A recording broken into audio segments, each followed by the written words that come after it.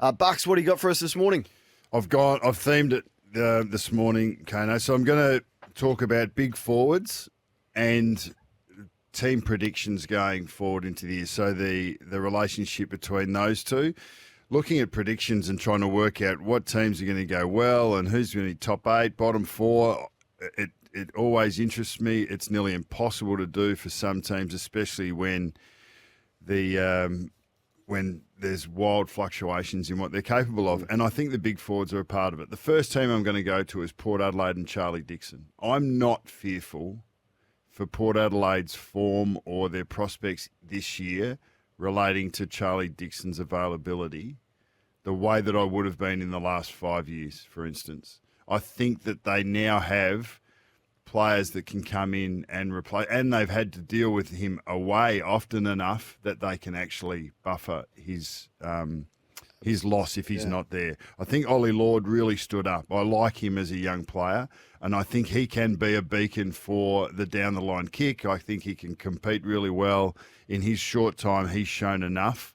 And stood up really well early in the final there last year. And I think Todd Marshall is a player that's ready to pop as well. He's just shy of 100 games. I think he's an elite forward. He's as consistent as anyone. Doesn't get a lot of the ball, but he's a great kick at goal.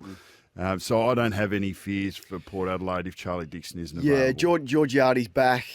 Only 10 months. I don't know about Georgiades. Yeah, well, I don't know if he's the answer. Maybe a third tall foil in some sense, but yeah, he's your third lead to the logos, athletic, can sit on heads. But I was just about to say, 10 months back from a knee ACL and played on Friday night and looked really good. So he was one of the real positives come out of it. I think you're right. If you can get 15 games out of Charlie Dixon and he can support those young players, and that's a bonus. What he won't be forced to do this year is go in the ruck. Yeah, and Soldo's recruitment, I think, has been brilliant. Like, they pretty much, apart from Vicentini, I think his name is, surname, I think I got that right. You did. They've basically swapped their whole ruck division out. So Soldo and Sweet come in, and Soldo has played a really important role for Richmond over his time. And if he gets a consistent year with injury, then he's going to make them better. And I think Radigalia, more so than Zerk Thatcher, is going to. His recruitment means that he goes and plays on the big forward of the opposition. It's not so much about what he's going to do as a player. I think like what Ben Mackay will do for Essendon, as Brad Scott has discussed. I think Radigalia does that for Port Adelaide, and that is to allow Aaliyah to go and play his primary role, which is as either a second or a third defender, which allows him to come and intercept a little bit more often. Are they in your 8? Absolutely. They're a top 4 side as far as I'm concerned. Port Adelaide? I think, yes. I think we underrate them. I think we think that they're going to drop off. And it's not just Rosie Butters and Horn Francis. To me, I think Houston, obviously an All-Australian, he's a gun. I think Bergman's on his way up. I think Young Williams off half-back is a really good player. They've got a lot of small forwards that do a lot of damage. And they've actually got some young keys. I think they've recruited as well as any. And I think that they've got the wherewithal to be able to stay as a top 4 side. All right, what about the Tigers? Yeah, the next ones for me are Richmond and Tom Lynch. Now, I saw Tom Lynch give a press conference last week. That gave me a little more confidence about where he's at. You don't want to muck around with naviculars or with fractures in your foot. He's a big boy. He's not going to get any lighter. But I think he is as important as any player to his team than any other player in the competition. He's a modern-day Hawkins. I mean, Hawk's still around, but what Tom Hawkins has been for Geelong cannot be underestimated over his time, and he's just got better and better and better. I think he's been one of the absolute elite key forwards of his generation, and I think Tom Lynch isn't that far behind. Bolter and Kaczynski looked all right on the weekend. I don't take anything out of practice matches. It's really hard to take form lines out of that, but other than knowing where players might play. But I think Tom Lynch's fitness is going to have a big say in how Adamuzze goes in his first year, because they've got enough run. They've got some pop off the back. Short and Rioli off the back are going to continue to provide run. Vlosten, Grimes, Broad as defenders are going to be strong enough. and they've got a sprinkling of young talent there as well. They're going to need that target down the line periodically, and whether Bolter can do that consistently enough, I don't know.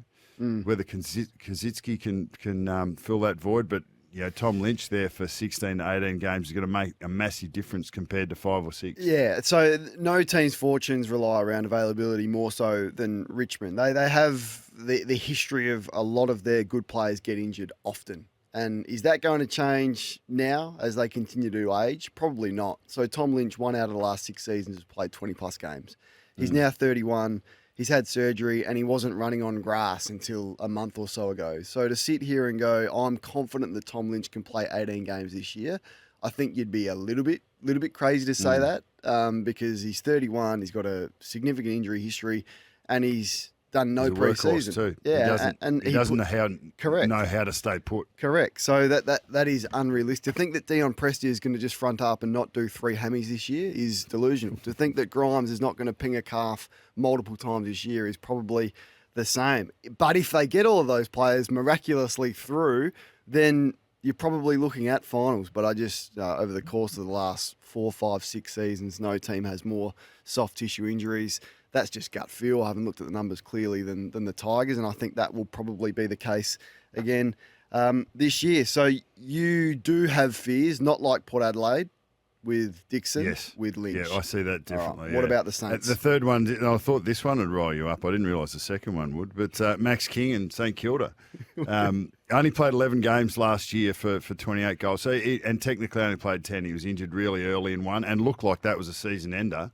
But then, I thought it showed some ticker to come back. And I suppose without knowing the kid at all, the question is, you need courage to play as a tall forward. You need to cop those hits and then get back up. And we've seen the guys that have played those roles, that have done it consistently, they have to become robust, resilient, physical specimens. And Max King has taken a while to develop into that. Can he take that next step this year? But 10 games for 28 goals at an average of 3. His career to date before that was 60 games for 120 goals. So he stepped it up even with reduced opportunities. I mean, he becomes so important. Last year, Caminiti came off a supplementary list training for Carlton and became one of their key forwards. Owens was played as an undersized key forward. Zane Cordy played as a key forward. Sharman played on Sam Taylor in the final when Membry had pulled out, and Membry only played the 7 games due to injury. So Max King wasn't there consistently. St Kilda's structure in their front half was just not there. If Max King has a full year this year, well, then where can the Saints go when they were able to scrape a finals spot last year out of the issues that they had through the second half of the year in particular? I think he'll be a watch, and I know you've had your thoughts on him. What do you see Max King doing in 24? He needs to have that one breakout year. And it's about the stage where you look at it. So you completely different player to Tom Hawkins, but go back through Tom Hawkins' career and look at what he did in his 5th season. It was bang, I'm an All-Australian, I'm here, I'm a star of the competition for the next 5, 6 years.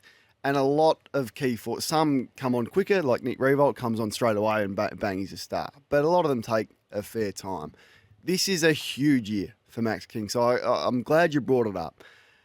We need 60 goals out of him, but we need 60, 65 goals out of him. Well, if he goes on his average 3 a game, given that there's 306 games this year, there's a lot of games this year. So if he's averaging 3 a game, he's up around 70 goals. So there was only 9 players that kicked over 50 last year. There was only 18 that kicked over 40. So does he become an elite forward if he's in the top 10 goal scorers in the competition? I think it's more than just goals, though. He's got to create opportunities for his teammates. He's got to, his midfielders have got to have, or halfbacks have got to have surety about where they're going to go when there's no clear options to them. There needs to be a bailout option. Now, Max King needs to provide that periodically. Jack Hayes is coming off an ACL or a knee injuries, and once again, like you were saying about Lynch and Prestia, he's had a lot of injuries, but Mm. a young kid, but I like him when he's up and about. I don't know whether he can support. And Rowan Membry Marshall is has the to other run one. forward. Questions over Membry as well. And now a lot of Saints fans get defensive when you speak about Max King, but his reputation hasn't matched his performance yet. 52 goals was great in 2022. But you're right. The body language, the commanding the respect of your teammates around you, that's what he's got to be. He's got to stand up and be that presence inside forward 50 that he probably hasn't been. And even when you read between the lines, between what Ross has said about him last year when he's 50-50 to play, it's, we'll leave it sort of in Max's hands. I think that's a subtle message to go, right, let's go. Yep, you saw there's some adversity there, but most key forwards have got the same. So I agree with you. I'm glad you brought it up. I think it's a massive year, and we need to be talking about Max King in contention for winning the Coleman medal this year. Agreed. And at his best, he could easily do that. And St Kilda, the team, need to help him do that as well. It's a rising tide situation. One thing I will put on the table there that you just mentioned, reputation. His performance hasn't matched his reputation. I still reckon we're partly to blame for and his that. paycheck though, Bucks. Like he's been a highly paid player since his third year. And look, he's not the first player to be paid on potential. Yep. That happens a lot. So let's match it. But the other thing we need to realise is he played as an underage in his in his under 18s. In his underage year, he played 7 games. In his top age year, he played 1. So he played 8 games of footy in the TAC before he came through. He had injury early, then he played largely 3 full seasons, and he had a half a season last year. He's ready to go now. He should be ready to go. He's been well touted, but the difference between reputation and reality is up to the player himself. So he has the talent, we can see that, and he's got a coach that is going to help him develop. And having said that, Ross is wanting to move the ball a little bit quicker, which is going to give his tall forwards a little bit more scope. But yes, this is the year. This is the year for Max King to step up, and it's going to have a massive influence on St Kilda's chances. A couple of observations from the pre-season games over the weekend, and you're right, Bucks. Every year I get sucked into pre-season games and make big statements. I did that last year, so I'm not going to do that. So more just gentle observations. You touched on Tom Lynch. And his importance to the Tigers. I think there's another one, and that is Nan Curvis. So in 9 seasons, he's played 20 games just 3 times and 15 last year. And Samson Ryan is a likely type, but he's not ready to be their ruck yet at Richmond. And we saw that at the start of the game. Yesterday, Melbourne kicked the first 5. Max Gawn was dominant from the centre bounce. Gawn also went forward and tested him there. He's just not ready to ruck. I know they've got Naismith, but I'm not sure he's the option either. So the availability of Nan Curvis to lead as captain and as a ruckman, I think is really significant for the Tigers. Do you think that he's a bit of a talisman for them as well? Does he bring their aggression and some of their grunt? Yeah, absolutely. Yeah, he's the fire starter there. Often the ruck role will do that, but it's excellent when you have a ruckman who is great at his craft and brings that energy as well. Just want to speak about Shea Bolton and how important he is as well, and his standing and where it can get to across the whole of the competition, not at Richmond. So in 2022, I saw him as absolutely a top 10 player in the league, maybe pushing top 5 with what he's got, and his numbers were amazing, 400 touches and 41 goals in 2022. And whilst his numbers were really good last year, it was more possession, probably less impact. He's 25 now, absolutely entering his prime, and what he is capable of is the best player in the game. Is he going to get that? I don't know, and it changes all the time from week to week. Who's the best player in the game? That's a difference of opinion, but he should be in that conversation by the end of this year. He was terrific yesterday. He's a nightmare matchup. And he's got the tricks to go on ball, centre bounce, impact, drift forward, get over the back, sit on heads, kick goals off the ground. But too often last year, I thought he just drifted. You sort of watch a game and for 5, 6 minutes, 7, 8 minutes, where's Bolton? I haven't seen him, and then flash through the screen and he'll light it up. So just some more consistency for Bolton will be critical in him reaching those highs that I think he's capable of reaching. last year was the first year I saw him frustrated as a player, and whether that's midfield time versus forward time, whether that was the win-loss ratio, whether it was the changeover of coach and the instability that was there. But there was plenty of reasons why there was a bit of a drop-off for him last year. 5 or 6 pre-seasons in, you start to build that depth of cardiovascular strength, and he's a ballistic player. He does amazing things. Mark of the year and goal of the year in 1 year. It's pretty amazing that he can do that. He's just one of the players you just love to go and watch play the game, and he looked up and about, which is a good start at his first showing on the weekend. He did. For the Demons, just a few of their ball movers I liked, and their connectors. So Billings, a couple of nice touches and hits the kicks that perhaps Melbourne players have been reluctant to take. Windsor on the wing, we've spoken a lot about him, first-year player, so expectations will be low, but he's a ball carrier. He's a good user of the ball. Hunter, when he plays, Bowie off half-back, and Kynan Brown is the other one who's got lateral movement, first-year player, father-son, who looks a likely tight bucks yesterday. Yeah, look, and as you said, that first exposure is always interesting, and you make assessments based on whether guys are going to be able to carry that through a season. You're waving at me. No, what have I done? It's not for you, mate. Oh, okay. You were waving something at the screen, and I was like, "What's it?" Observation I made. I went and watched. I think watching off the TV. I watched a bit of the Melbourne Richmond off the TV. Didn't get down there, but I went and watched Hawthorn on last Thursday live. Your man Weddle looks okay. He's going to have to play as an undersized key, I think, early in the season in particular. But he looked good.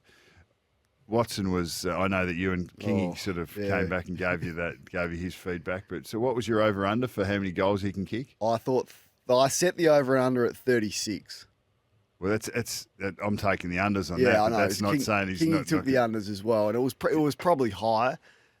But he's good for 1.5 goals a game, I believe, and that would get about 36. Now, availability, injury, to have an expectation of a first-year player to play like all of them as well. But like Jaden Stevenson, that's about the mark that he set in his first year. Ginnivan kicked 41. You know, he's a young player. I don't know. I just think he's special, and I think he's going to get you 1.5 goals a game when he plays. Now, does he play all 23 games? And he probably has to get that number. Probably not on reflection, but I'll tell you the other one that stood out was Huswaite. Yeah, Kingy was raving about him as well. Yeah, and he looked like he was big and strong. He was very good in the clinches, clean with his hands, and apparently is as trained on as fit as. So Hawthorn supporters should be looking, and probably takes Will Day's midfield spot, to be honest. In those early couple of rounds that he's going to miss. So that's a great opportunity for the young fella if he continues his trajectory. Working through a couple more observations from the preseason games of the weekend. Goody needs to release Cozzy Pickett's handbrake. Put him in the centre bounces more. Has he got the tank? Well, has he got the tank? Does he need the tank? Because can you not go to centre bounce and be a centre bounce forward player? I think he can be that. Can he be Papley? Sirioli? Yeah, Papley, Sirioli. Bolton started to do that. About it. Rochelli's going to do that. Rankin's going to do that for Adelaide. Every time he's in the centre bounce, which is so crucial, and Melbourne have been a very good centre bounce team, he lights it up. He averages 11 touches for his career, Pickett, and a clearance per game last year. He's a big goal kicker. He kicked a lot of goals. I want him to get to 15, 16 touches a game, and the benefits for that to Melbourne will be enormous. Now, he's not a high possession player, I get that, but every time he goes to centre bounce, he does something. So I think he went to 8 yesterday, 8 centre bounces. You'd love to see him in there for 30, 40% of the time at the Ds. And they started to do that early last year, but then went away from that as the season went on. I just think you can do that a little bit more. The 666 has made it a little harder to have that guy, because you can swap from the front, but you used to be able to bring a player off the back. So you potentially put your midfielder off the back and put a forward into centre bounce when you didn't have to be 666. So that was, you probably saw more of that forward, spitting forward after that. It's a little bit more difficult. You don't get as much cover when you do it from the front, but there are ways and means to get your best, sharpest players in and around the ball. He's got to prove to do that before he's going to get more time. All right, two more. Every time I see Van Rooyen play, he impresses me. And I don't know if we've made enough of him. I know the crowd, the big woo, and we love watching him. He's not even 21. And every time I see him play, I'm like, you are everything I'd want for my team's key forward. He's aggressive. He leads to the logos. He crashes packs. He's a bit rough around the edges, and there's a couple of things that he'll need to tidy up in his game, but he's not even 21. He's played one season. So the sky's the absolute limit for this young man, and I just think Melbourne have been searching for that player for so long. You've found it. Don't worry about it. You don't go searching. You've found it now. I think they should have traded Petty and absolutely loaded up. He'll never be worth more to them than what he was in trade period last year. And I don't know if he's a forward, but Van Rooyen is, and I just love watching him play. Sky's the limit. He'll need a foil, and Petty's that guy. Okay. I think Ben Brown is, he's been a great servant. Fritsch needs to be a third tall, and if you got Petty, if you got 4 seasons out of Petty and Van Rooyen and gave them a chance to work together as a unit, we could see a very different Melbourne side going inside 50 because we understand the challenges they've had. Yeah, over the and last couple of McAdam's years. provided his body. Like McAdam is, he can add something different as well. On paper, how good does everyone's best look now? I know. You just think about, okay, if they can do this, that, the other, and it all got to come together. But even Melbourne, with the troubles that we've seen through, like they're stacked through the midfield. They've got May and Lever out back. They didn't look great when they were getting 10 goals kicked against them in a practice match against Richmond, who was not really touted as going that well this year. But, they've still got a lot of weapons. And just the last one, just the importance of Riley Thilthorpe, who was excellent for Adelaide in their intra-club game. He's just the ideal second ruck key forward. Balances their forward line perfectly with Fogarty and Walker and Rankin and Rochelle and Pedler and Murphy and these players. Needs to play tougher, needs to be more consistent, and needs to live to the talent that he's got. But the reports are big on his pre-season. So hopefully for the Thil seeker, Riley Thilthorpe, he has a big year for the Crows. That's it. Just on him, I think the tough love that he's received in his first couple of years, I think, we never know the alternate reality, but if he'd have been mollycoddled and got all his games without having been challenged the way that I feel like the Adelaide coaching staff have challenged him, we don't know whether he just might have faded out the next 18 months. It's still yet to happen, but I reckon he's more of a chance with that tough love, with those higher expectations on his performance, on his competitiveness.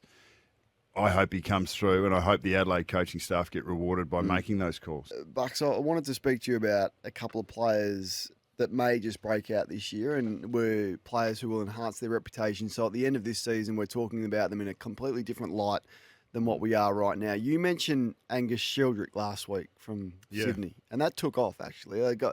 A lot of people were agreeing with you, and then Sydney did this little social media video where they asked a lot of the players who's had a big pre-season and who's going to have a big year, and a lot of them, to a man, said, your man, Sheldrick. We're talking about a 9-game 20-year-old who's obviously had a few injury concerns last year, but, geez, he showed some signs.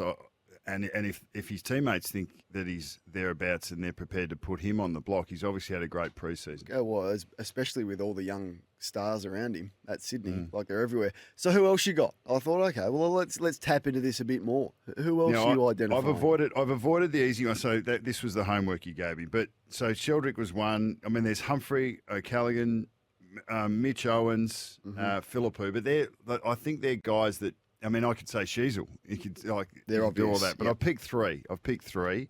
And each of them are around 50 games. So Kitty Coleman is the first one. I say 26 touches in the grand final was his highest possession getting game of the year. Votes in the Norm Smith medal. He's been a high 60s to low 70% game player, but I just think that he can go and be the absolute quarterback of the competition. The way that the composure that he's shown, he stood up in the biggest test that you're ever going to face, in the middle of the MCG on the biggest game.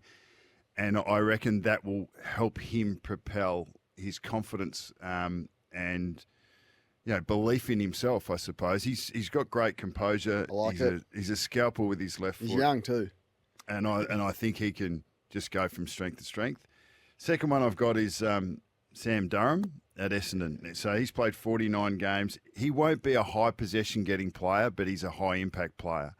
But the other thing I love about him, no matter whether Essendon were playing well or playing poorly, his effort and attitude were consistent. He's got great spirit, great ticker, hard up and back runner on the wing.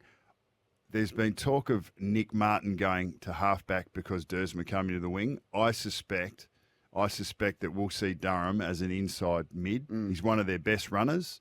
He's one of their hardest workers. He's great with his voice. I've heard him mic'd up in a training session. He's vocal, country kid who's just going to have a crack. And I just love the way he goes about his footy. So that's probably a little bit of a biased one because I feel like I've got have an affinity with how he carries himself. He's 2. And the third one I've gone way across to the west is Hayden Young. 57 games in. He's already a star. Is he? Is that too easy for you? Probably borderline.